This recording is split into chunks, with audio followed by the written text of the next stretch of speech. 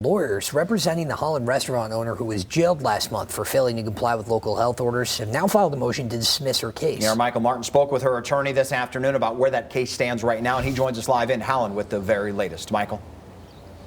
Yeah, Derek, Doug, good afternoon. As of right now, the restaurant out here in Holland remains closed. You'll remember back on March 23rd, Fox 17 was there as Marlena was released from the Ingham County Jail. Her attorneys now working, figuring out how they can reopen the restaurant and get those customers back inside. She's one of the strongest women I've ever met. The story of Marlena Pavlos Hackney in her Holland restaurant has made headlines around the world. I'm gonna fight, and I'm not gonna give up. After appearing on several national media outlets, she was arrested on March 19th, Attorney General Dana Nessel saying because she repeatedly failed to comply with local health orders. Fox 17 was there when she was released from the Ingham County Jail several days later. Now her attorney, Robert Baker, has filed several motions in her case, primarily responding to the initial charges brought against Marlena's business. We filed a motion for summary disposition in lieu of an answer, which basically says that they don't have a case, and we point out the legal deficiencies in their pleadings. He says they have major concerns with how Marlena's arraignment happened back on March 19th in front of Ingham County Judge Rosemarie Aquilina, and says they still have not been provided an accurate transcript of the hearing. We're trying to get an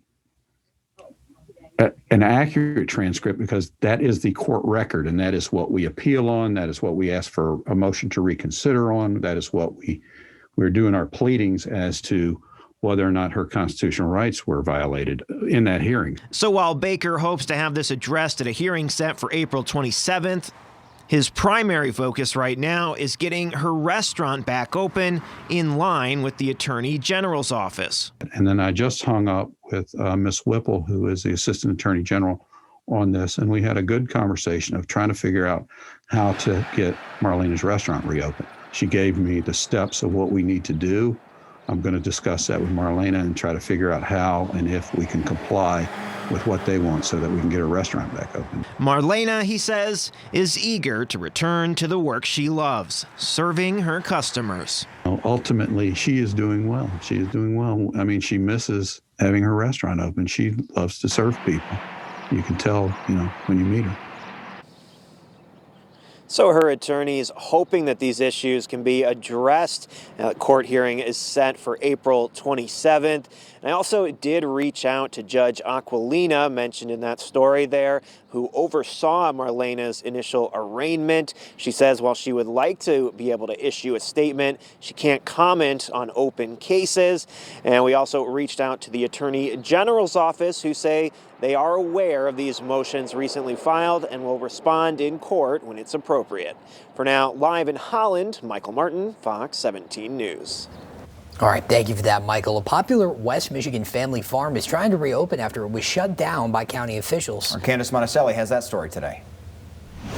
Now, Casey Visser with Visser Farms says he opened a fresh produce stand on Chicago Drive in Holland Township during the start of the pandemic in order to sell 300 different varieties of crops and produce to local families in need. We got shut down right during the middle of our busy time, and we had elderly people that really wanted to buy produce from us, tons of community support. When the Visser family asked for a zoning ordinance text amendment to allow for a special use farm stand, they never expected resistance from the Holland Township Planning Commission. The farm stand was given a cease and desist back in May of last year because the location of the farm stand is in a commercial district and not within an agricultural zoned property. Now, Casey says the issue has been tabled by township leaders since August of last year. Now, last night, officials voted to deny Visser's proposed amendments, meaning there's still no saying when he can reopen for the community. Farming is not easy work. It's a multifaceted industry. There's so much more that comes to this than just having these tomatoes. There's so many people behind the scenes. There's the infrastructure. There's so many different pieces. It takes each one of my family members to be able to do this. And essentially by telling us, no, you're not believing in agriculture and not believing in a young farmer, we want to just sell produce and be left alone. Casey says farming is not easy work and they need an outlet in order to sell the produce. And we'll, of course, keep you updated on everything we learn about this story and have updates for you on fox17online.com and our mobile news app. All right, Candace, thank you for that. This week, Governor Whitmer, meanwhile, toured 2 West Michigan bridges that are slated for big-time repairs. And at the federal level, still no word on when Congress could vote on President Biden's $2 trillion infrastructure plan. Yesterday, Senate Democrats laid out the American Jobs Plan as a top priority this session. It includes $620 billion for transportation like roads, bridges, rails, and public transit, $300 billion to manufacturing, especially in the medical field, $111 billion for water, and $213 billion for housing. It's an expensive plan. Fox 17 asked Heather Boucher, an economic advisor to the president, about his plan to tax companies at a higher rate to pay for it. His goal is to reward work and not wealth, to really make sure that America's tax code is making sure that companies are paying their fair share, that we're not encouraging firms to shift jobs overseas, and we're not encouraging them to shift their profits overseas so that they aren't taxed. And the president would raise the corporate income tax to 28%, up from 21%. It was at 35% before President Trump's tax reform in 2017. House Speaker Nancy Pelosi officially invited President Joe Biden to speak at a joint session of Congress. And last night, Biden accepted the invitation to speak on April 28th. Pelosi wrote in a letter to the president that she wants him there to share his vision with the country. This would be the first time that Biden has given remarks to both chambers during his presidency. Well, some 16,000 people here in Michigan about to get notices that their extended unemployment benefits will end this weekend. Yeah, the state's program will no longer be payable after April 17th because of our dropping unemployment rate. Extended benefits are given out when we average 6.5% for 3 months in a row. It gives people an additional 13 to 20 weeks of benefits if they've already used up all their regular unemployment. The UIA says it will be sending out notices to people on the program who may likely qualify for other federal programs like PUA and PEUC. And Judge Rosemary Aquilina is an Ingham County judge and was the one who presided over the case of former Dr. Larry Nassar, sentencing him to 170 years in prison for numerous cases of sexual assault. Aquilina is known to be outspoken about sexual assault, and she hosted a seminar today about recognizing when sexual assault is happening and how to speak up. By speaking out, they are taking back their power, and they need to know that there's the Attorney General, the prosecutor's office, the sheriff, there are shelters, there are attorneys, there are so many people in our own community, in every community in America, who are willing to help.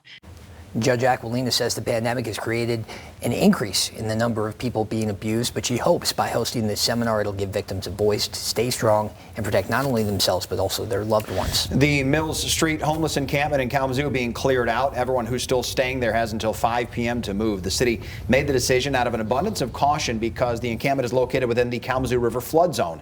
Their top priority, they say, keeping their homeless population safe and giving them options for a new place to stay. Our top priority is ensuring all residents, including our houseless population, are safe. That's why we're removing folks from this unsafe situation. We want to ensure that residents are in touch with the services and resources offered by our partners for people living in unsheltered environments.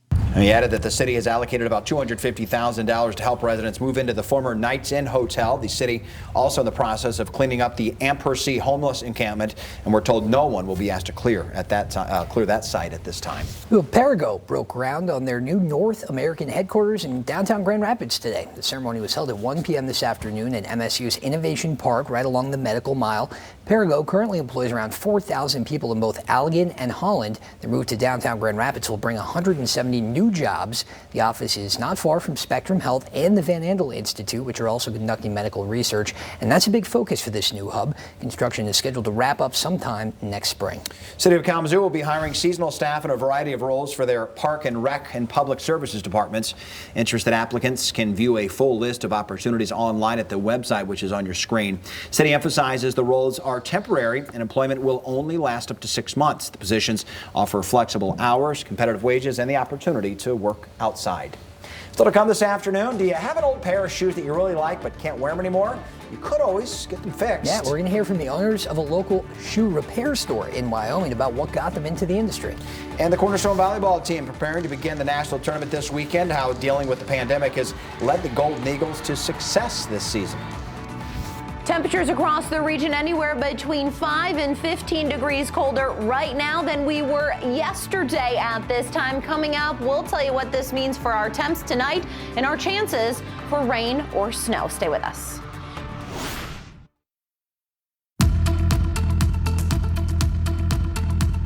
Well, speaking of snow, it was just a couple weeks ago I went back through the record books to find out exactly where we stood in terms of how this snowfall season, which of course goes from last fall into this spring, just to see exactly where we stood this season. And so far we are at the 20th least snowy winter. Of course, our records here in Grand Rapids date back to the late 1800s. So far this season, we've recorded a little bit over 45 inches of snowfall. Now, keep in mind, in an average April, now they're averages for a reason, but in an average April, we would pick up about 2.5 inches of snow. We still have some time yet to go this month. I'm not saying that that's exactly what's going to happen, but I am just pushing the point that it's really not unusual for us to see any snow in the month of April. And I think some of us tomorrow morning may at least see some wet snowflakes. Also, look back at some of the data, and really in the past month or so, we've only recorded a trace of total snowfall